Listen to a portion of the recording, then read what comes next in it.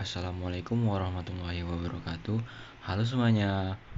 Perkenalkan kami dari kelompok 4 dari kelas A3 Farmasi angkatan 2021. Di sini kami akan membahas mengenai praktikum biokimia kami mengenai karbohidrat. Nah, untuk dosen pengampu sendiri, yang pertama ada Pak Iswahyudi, spesialis farmasi rumah sakit PhD apoteker. Dan yang kedua ada Pak Hadi Kurniawan, MSc apoteker. Nah, kelompok kami terdiri dari Salsa Yohana Yanastia, Kristina Dailaba, Dea Julfariani, Lydia Dwianti, Fatur Rahman, Esanda Syamiopi, dan Khairunisa Afia. Karbohidrat adalah segolongan besar senyawa kimia yang paling banyak terdapat di bumi, yang terdiri dari atom karbon, hidrogen, dan oksigen. Karbohidrat memiliki manfaat utama sebagai sumber energi, agar tubuh mampu menjalankan berbagai fungsinya dan melakukan berbagai aktivitas setiap harinya. Adapun tujuan dilakukan praktikum ini yaitu 1. Mahasiswa mampu melakukan isolasi amilum. 2. Mahasiswa mampu melakukan uji kualitatif identifikasi karbohidrat berdasarkan reaksi-reaksi dan perubahan warnanya. 3. Mahasiswa mampu mengidentifikasi hasil hidrolisis dari amilum. Fungsi karbohidrat antara lain: 1. Sumber energi. Fungsi utama karbohidrat adalah menyediakan energi bagi tubuh. Karbohidrat merupakan sumber utama energi bagi penduduk di seluruh dunia, karena banyak didapat di alam dan harganya relatif murah. 1 gram karbohidrat menghasilkan 4 kalori. Sebagian karbohidrat di dalam tubuh berada di dalam sirkulasi darah sebagai glukosa untuk keperluan energi segera. Sebagian disimpan sebagai glikogen dalam hati dan jaringan otot, dan sebagian diubah menjadi lemak, kemudian disimpan sebagai cadangan energi. Seseorang yang memakan karbohidrat dalam jumlah berlebih akan menjadi gemuk. 2. Pemberi rasa manis pada makanan. Karbohidrat memberi rasa manis pada makanan, khususnya mono dan disakarida. Fruktosa adalah gula yang paling manis. Bila tingkat kemanisan sukrosa diberi nilai 1,0, maka tingkat kemanisan fruktosa adalah 1,7, glukosa 0,7, maltosa 0,4, dan laktosa 0,2. 3. Penghemat protein. Bila karbohidrat makanan tidak mencukupi, maka protein akan digunakan untuk memenuhi kebutuhan energi, dengan mengalahkan fungsi utamanya yaitu sebagai zat pembangun. Sebaliknya, bila karbohidrat tercukupi, maka protein hanya akan digunakan sebagai zat pembangun. 4. Pengatur metabolisme lemak. Karbohidrat mencegah terjadinya oksidasi lemak yang tidak sempurna, sehingga menghasilkan bahan-bahan keton berupa asam asetat, aseton, dan asam beta-hidroksi butirat. Bahan-bahan ini dibentuk dalam hati dan dikeluarkan melalui urin dengan mengikat basa berupa ion natrium. Hal ini dapat menyebabkan ketidakseimbangan natrium dan dehidrasi. pH cairan tubuh akan menurun. Keadaan ini menimbulkan ketosis atau asidosis yang dapat merugikan tubuh. Dibutuhkan antara 50-100 gram karbohidrat sehari untuk mencegah ketosis. 5. Membantu pengeluaran feses. Karbohidrat membantu pengeluaran feses dengan cara mengatur peristaltik usus dan memberi bentuk pada feses. Selulosa dalam serat makanan mengatur peristaltik usus, sedangkan hemiselulosa dan pektin mampu menyerap banyak air dalam usus besar sehingga memberi bentuk pada sisa makanan yang dikeluarkan.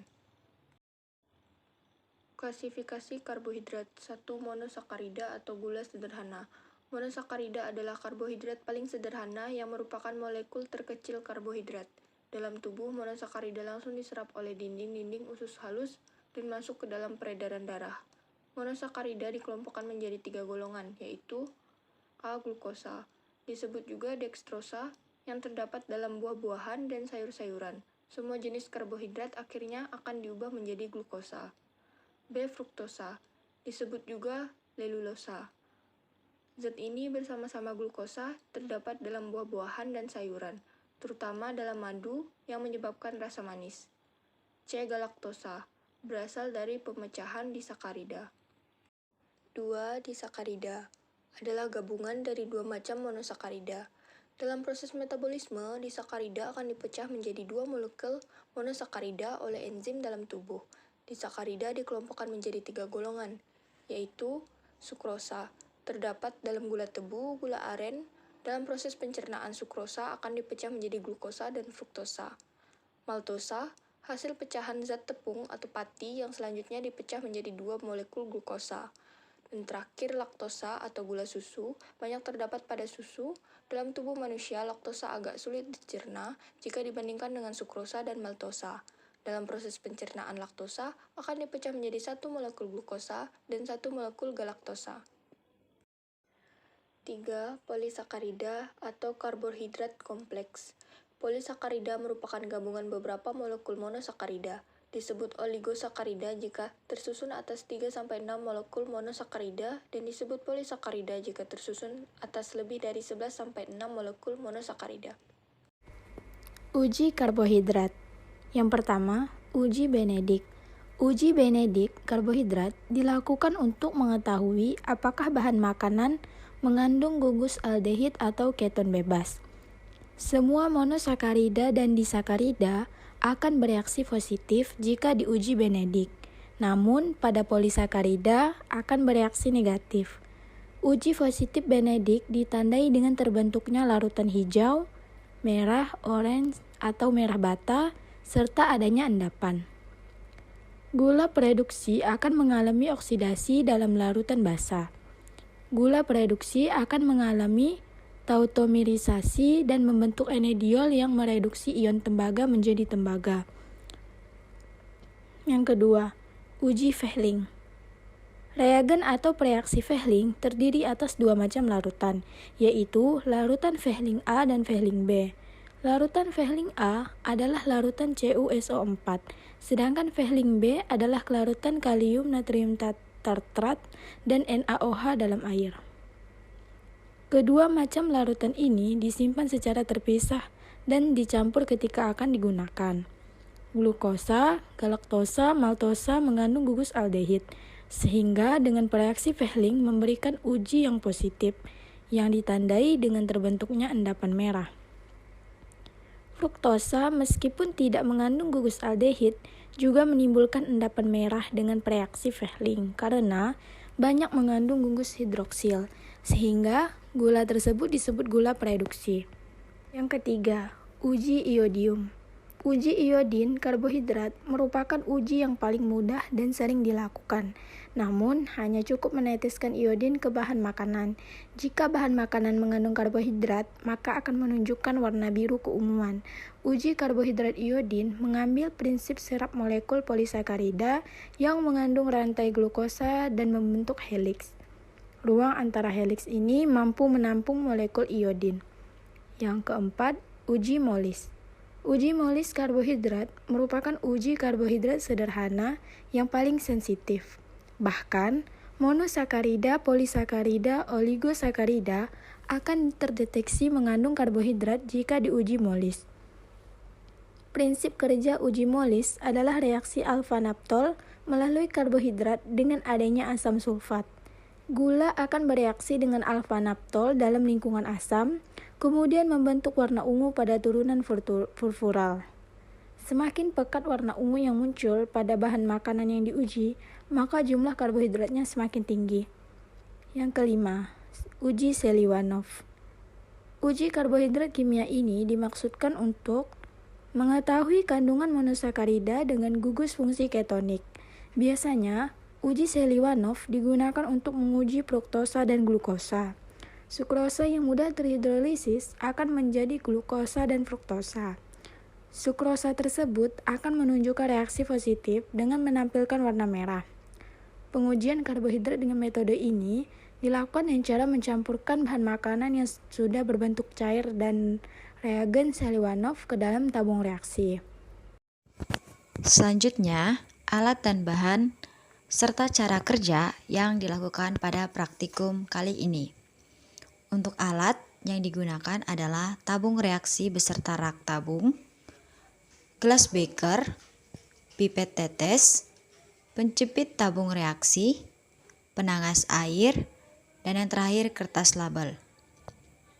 Untuk bahan yang digunakan, yang pertama itu aquades, selanjutnya asam sulfat, Selanjutnya ada larutan uji atau sampel yang terdiri dari amilum, dekstrosa, sukrosa, laktosa, dan glukosa. Sedangkan untuk larutan pereaksi yang digunakan terdiri dari pereaksi Benedict, pereaksi filling yang terdiri dari filling A dan filling B. Selanjutnya ada larutan iodium, ada pereaksi Molisch, dan yang terakhir ada pereaksi Seliwanov. Pembuatan larutan sampel. Langkah kerjanya yaitu disiapkan serbuk amilum, sukrosa, glukosa, dekstrosa, dan laktosa. Kemudian disiapkan 5 tabung reaksi yang diberi label sesuai sampel. Selanjutnya, dimasukkan secukupnya serbuk tadi satu persatu ke dalam tabung reaksi.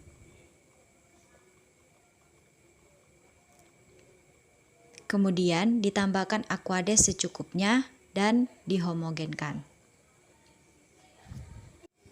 Langkah kerja yang selanjutnya yaitu uji identifikasi karbohidrat yang terdiri dari 5 pengujian. Pengujian yang pertama yaitu uji Benedict. Langkah kerjanya, siapkan 5 tabung reaksi yang bersih dan kering serta diberi label. Kemudian pipetlah 1 ml larutan sampel. Kemudian dimasukkan ke dalam tabung reaksi. Teteskan secukupnya pereaksi Benedict. Kemudian campur dan homogenkan dengan baik. Selanjutnya, campuran tadi kemudian dipanaskan di atas api kecil selama 2 menit atau dimasukkan dalam penangas air selama 5 menit sampai mendidih. Kemudian dinginkan perlahan-lahan. Amati perubahan warna yang terjadi atau endapan yang terbentuk. Kemudian, bandingkan dan dicatat hasil pengamatan. Pengujian yang kedua yaitu uji filling. Langkah kerjanya, masukkan 2 ml pereaksi filling A dan B ke dalam 5 tabung reaksi yang sudah diberi label sesuai sampel. Kemudian ditambahkan 1 ml larutan sampel ke dalam tabung reaksi tersebut. Selanjutnya tabung reaksi tadi dipanaskan pada penangas air. Kemudian diamati perubahan warna yang terjadi dan dicatat hasilnya. Pengujian yang ketiga yaitu uji iodium. Langkah kerjanya, siapkan 5 tabung reaksi yang bersih dan kering serta diberi label. Selanjutnya dipipet 1 ml larutan uji atau sampel dan dimasukkan ke dalam tabung reaksi. Kemudian diteteskan secukupnya larutan iodium dan kemudian diamati perubahan warna spesifik yang terjadi. Kemudian dibandingkan dan dicatat hasil pengamatan. Baik, pengujian yang keempat yaitu uji Molisch. Langkah kerja uji Molisch yang pertama, masukkan 15 tetes larutan uji ke dalam tabung reaksi yang diberi label. Kemudian ditambahkan 3 tetes pereaksi Molisch dan dikocok dengan baik. Kemudian miringkan tabung reaksi, lalu alirkan dengan hati-hati 1 ml asam sulfat pekat melalui dinding tabung agar tidak bercampur. Kemudian diperhatikan perubahan yang terjadi.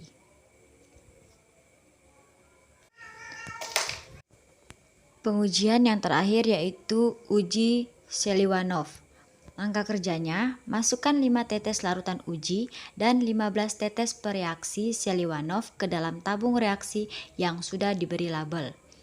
Kemudian, dididihkan dalam api kecil selama 30 detik atau dalam penangas air mendidih selama 1 menit. Selanjutnya diperhatikan warna yang terbentuk dan dicatat hasilnya.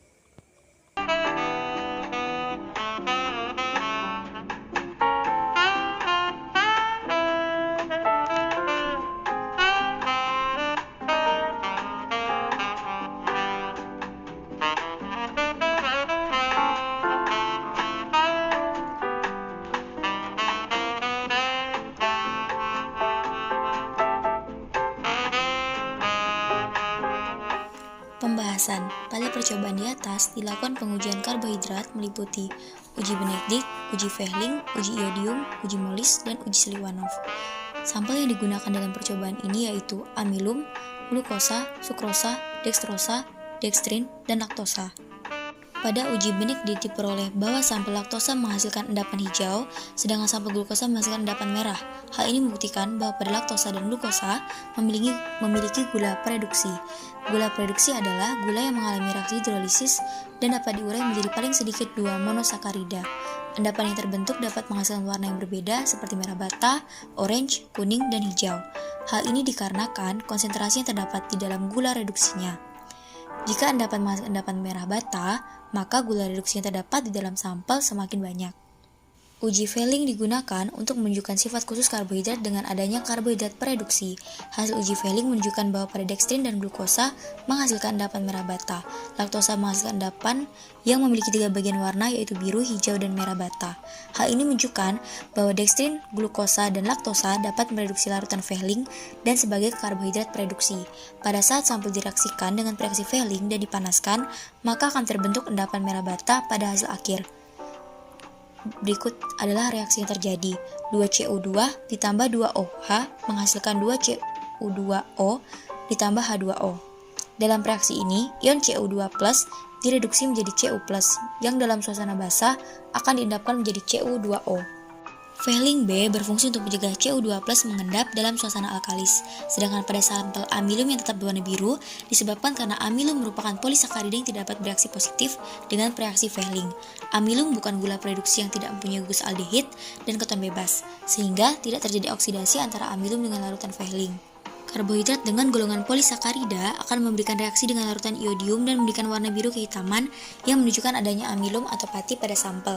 Reaksi yang terjadi sebagai berikut. 3I2 ditambah 6NaOH menjadi 5NaI ditambah NaIO3 ditambah 3H2O. Hasil uji iodium menunjukkan bahwa hanya amilum yang menunjukkan reaksi positif, karena dalam larutan pati terdapat unit-unit glukosa yang membentuk rantai helix karena adanya ikatan dengan konfigurasi pada tiap unit glukosanya. Hal ini menyebabkan warna amilum menjadi hijau tua. Percobaan tersebut sesuai dengan pendapat Fessenden yang menyatakan bentuk rantai helix ini menyebabkan pati dapat membentuk kompleks dengan molekul iodin yang dapat masuk ke dalam spiralnya, sehingga menyebabkan warna biru tua pada kompleks tersebut. Molis bertujuan membuktikan adanya karbohidrat secara kualitatif. Identifikasi karbohidrat oleh Molis didasarkan pada hidrolisis karbohidrat oleh asam sulfat pekat yang menghasilkan monosakarida. Dehidrasi monosakarida sendiri jenis pentosan oleh asam sulfat pekat yang menghasilkan monosakarida. Dehidrasi monosakarida jenis pentosa oleh asam sulfat pekat menghasilkan furfural, sedangkan golongan heksosa dihidrolisis oleh asam sulfat pekat menjadi hidroksi metil furfural. Reaksi Molis terdiri atas alfa-naftol dalam alkohol akan bereaksi dengan furfural membentuk senyawa kompleks berwarna ungu atau coklat. Berdasarkan hasil pengamatan pada uji Molis, terbentuk cincin ungu atau coklat pada sampel. Penambahan H2SO4 bertujuan untuk condensing agent dan pembentuk senyawa multifurfural sehingga terbentuk rantai karbon yang semakin pendek. Furfural ini kemudian bereaksi dengan reagen Molis membentuk alfa-naftol yang membentuk cincin berwarna ungu. Uji Seliwanov bertujuan membuktikan adanya ketosa atau fruktosa. Hasil uji Seliwanov menunjukkan bahwa sukrosa menghasilkan kompleks berwarna merah orange. Hal ini menunjukkan bahwa sukrosa memiliki fruktosa di dalamnya, karena dapat mengalami dehidrasi fruktosa oleh HCl pekat yang menghasilkan hidroksimetil furfural dan dengan penambahan resorkinol sehingga akan mengalami kondensasi dan membentuk senyawa kompleks berwarna merah orange. Berdasarkan percobaan di atas, kita dapat mengetahui bahwa uji Benedict, uji Fehling, uji iodium, uji Molis, dan uji Seliwanov dapat digunakan untuk menganalisis karbohidrat yang terdapat dalam sampel yang ditandai dengan perubahan warna. Sekian presentasi dari kelompok kami, kurang dan lebihnya saya mohon maaf. Terima kasih. Assalamualaikum warahmatullahi wabarakatuh.